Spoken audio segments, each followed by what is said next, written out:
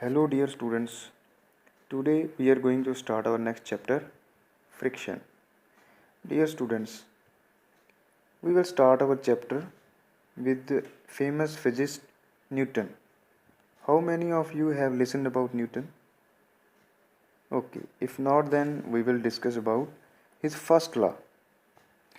Okay, according to Newton's first law, Newton told that if any object is at rest, अगर object rest की state में है, then it will remain in the state of rest until no any external force is applied on it. जब तक external force नहीं apply होती तो ये रेस्ट में रहेगा. Second thing, dear students, if any object is moving uniformly in a straight line, and it will move uniformly in a straight line unless an external force is not applied to stop it. जब तक बाहर से force apply करके इसको stop नहीं किया जाता तब तक ये यूनिफॉर्मली मूव करता रहेगा. This means, dear students, if we roll a ball, then the ball must remain in the state of continuous motion. But it stops after some time. Then what is the reason behind it? Yes, from here the concept of force comes.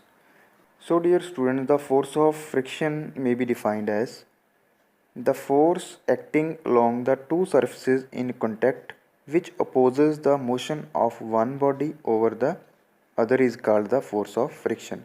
जैसे यहाँ पे black ball और जो green mat है वो दो surfaces हैं जो आपस में कांटेक्ट में है, और जो मैट है वो बॉल को आगे रोल करने नहीं देता, वो उस पर फ्रिक्शन अप्लाई करता है ताकि वो आगे मूव ना कर पाए. So this is the reason why ball stops after moving through a certain distance. इसलिए वो रुक जाती है फ्रिक्शन की वजह से. Dear students, suppose a marker is moving from right to left, then force of friction act from left to right to stop it. Same way, if marker is moving from left to right, then the force of friction will act from right to left. वो हमेशा opposite direction में ही act करती है. जो body move करती है उसके opposite direction में वो फोर्स ऑफ फ्रिक्शन एक्ट करती है. So now dear students, we will discuss about the causes of friction. First cause is due to the interlocking of surface. Suppose when a ball rolls over a mat, then a roughness of the surface of the ball and mat can be seen as presence of hills and valleys. उसको hills and valleys की तरह हम देख सकते हैं. अगर हम rolling ball और मैट को क्लोज करके देखें, क्लोज व्यू देखें उसका, now magnified view we will see. इसको हम मैग्नीफाई करते जाएंगे बॉल को और मैट को. As we are magnifying the ball and the mat, now you can see the hills. Hills किसकी बनी हुई है? मैट की. एंड जो बॉल की ब्लैक कलर की जो बॉल दिख रही है आपको, उसको क्लोज करके हमने देखा है, उसकी इंटरलॉकिंग हो चुकी है मैट के साथ. तो this is the reason why ball stops after some time. इनकी इंटरलॉकिंग की वजह से वो स्टॉप हो जाती है. Second reason, dear students, due to force of adhesion. Two rough surfaces when placed together meet only at certain points. दो surfaces जब contact में होती हैं वो certain points पे meet करती हैं. The atoms or molecules present at such points of contact attract each other due to the electrostatic attraction. And that attractive force is called force of adhesion. इसी को force of adhesion बोला जाता है. And this force opposes the motion of the object. Object को move नहीं करने देती ये जो फोर्स है. And this force also give rise to a frictional force, और फ्रिक्शनल फोर्स को ये और स्ट्रॉन्ग बना देती है. Now dear students, we will discuss about the factors on which the force of friction depends. First one is weight of the object and second is nature of the surfaces. If we talk about the wait of the object, the force of friction is directly proportional to the weight of the object. More the weight, more will be the friction. For that, we will do one activity. Suppose we are having three balls with different weights, 1 kg, 2 kg and 3 kg. Now if we roll three balls with the same force, Now you can see which one ball will comes in rest firstly. Yes, it is bigger one, means weight, with weight 3 kg stops firstly, then second with 2 kg, and later the ball with 1 kg weight. Means the ball having more weight stops firstly, means that ball applies more friction with the mat than the remaining two. Means more the weight, more will be the friction. Now if we talk about the nature of the surfaces, the force of friction between two rough surfaces will be more, and the force of friction, if even one surface is smooth and one is rough, the force of friction will be less. So let us understand this concept by an activity. Here we are having one rough surface, that is a mat. We will roll a ball on this rough mat.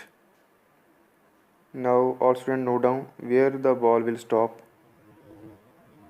Yes, it stops in midway. रास्ते में ये बीच में रुक गई. जो हमारी door है, सामने लगा हुआ दरवाज़ा है, उसके हाफ वे तक ही पहुंच पाई है. Now dear students, we will roll the same ball on smooth surface on tiled floor. Now note down where the ball will stop. Now it starts and it reaches near to the door. ये door तक पहुंच गई है. Means dear students, जो tiled floor है वो smooth surface है और वो less force of friction apply करती है, इसलिए बॉल दूर तक चली जाती है. एंड अगर मैट की बात करें तो ये ज़्यादा फोर्स ऑफ फ्रिक्शन अप्लाई करता है मैट, जिसकी वजह से बॉल जो है वो ज़्यादा दूर तक नहीं जा पाती. So dear students, what we have concluded, the force of friction between smooth surfaces is less than the friction between two rough surfaces. Third factor, dear students, the area of the surfaces in contact. And the force of friction does not depend upon the area of the surfaces in contact. कितना area contact में आ रहा है उस पर depend नहीं करती, force of friction उस पर डिपेंड नहीं करती. So let us do an activity. Suppose we are having 3 wooden items with same weight but different areas in contact. Firstly, we will pull the wooden cube. You can see 20 Newton force is required to pull the wooden cube. Now we will pull the wooden strip. इसका area different है wooden पहले वाले wooden block से. Now we will see how much force is required. Again 20 Newton force is required to pull the wooden strip with different area. Now we will try to pull a wooden cone. It has different area of contact than remaining two. इसका surface of area जो contact में वो different है, but you can see again 20 Newton force is required. So dear students, we can conclude if 2 or more items having the same weight but different area of contact, then the force of friction will be same. Our next topic, dear students, friction is a self-adjusting force. Consider a wooden block on a horizontal table. Table के ऊपर एक wooden block पड़ा हुआ है. The force W जो wooden block की force है and R balance each other. R कौन force अप्लाई कर रहा है? टेबल. W और R दोनों एक दूसरे को उन्होंने बैलेंस कर दिया. Means there is no motion in the vertical direction. So now suppose a small horizontal force capital F is applied to the block and the block does not move. F apply की हमने force तो वो block move नहीं करा. At this stage the force capital F should be exactly balanced by the force of friction small f. उसको balance किया इसलिए move नहीं कर पाया, फोर्स ऑफ फ्रिक्शन ने बैलेंस कर दिया. Means frictional force is equal to applied force.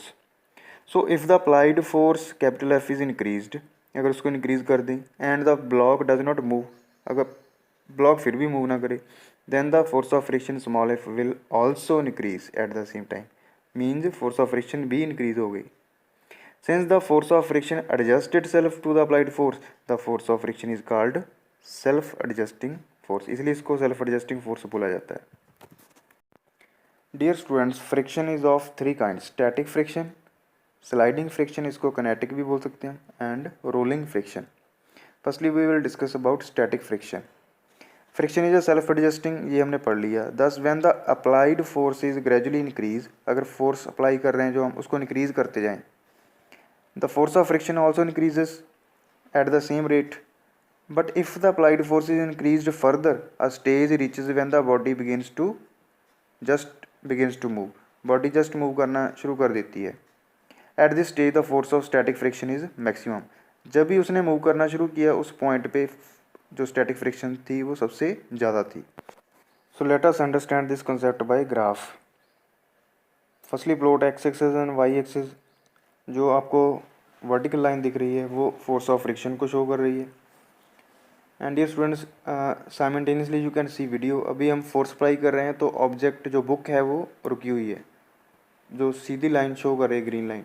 उसके बाद देखो आप, जैसे ही बुक ने मूव करना शुरू कर दिया तो वो जो ग्रीन कलर का ग्राफ है वो नीचे की तरफ जाना शुरू हो गया और वो सीधा बाद में जाना शुरू कर दी ग्राफ ने। मीन वो पॉइंट है जब बुक ने जस्ट मूव करना शुरू किया था। This is the reason when the force of friction was equal to the applied force. This is the static friction, जब ऑब्जेक्ट रेस्ट में था। This is the peak point, जब ऑब्जेक्ट जस्ट मूव करना शुरू किया ऑब्जेक्ट ने। And this is the reason when the object starts moving continuously, this is the kinetic friction. Kinetic friction is always less than static friction because the force required to keep a body in motion is less than the force required to start the motion. Body को start करना मुश्किल होता है, motion में लेके आना, but जब move करना शुरू कर देती है तो कंटिन्यूस उसको मूवमेंट में रखना आसान होता है, तब फ्रिक्शन कम होती है। Last type of friction is, dear student, rolling friction. The force of friction existing between the two surfaces in contact when one of them is rolling over the other is called rolling friction. जैसे यहाँ पे book है, उसको हम pen के ऊपर role करेंगे तो एक्टिविटी जैसे समझ लो आप पेन के ऊपर बुक को रखेंगे तो with very little force we can roll a book over the table.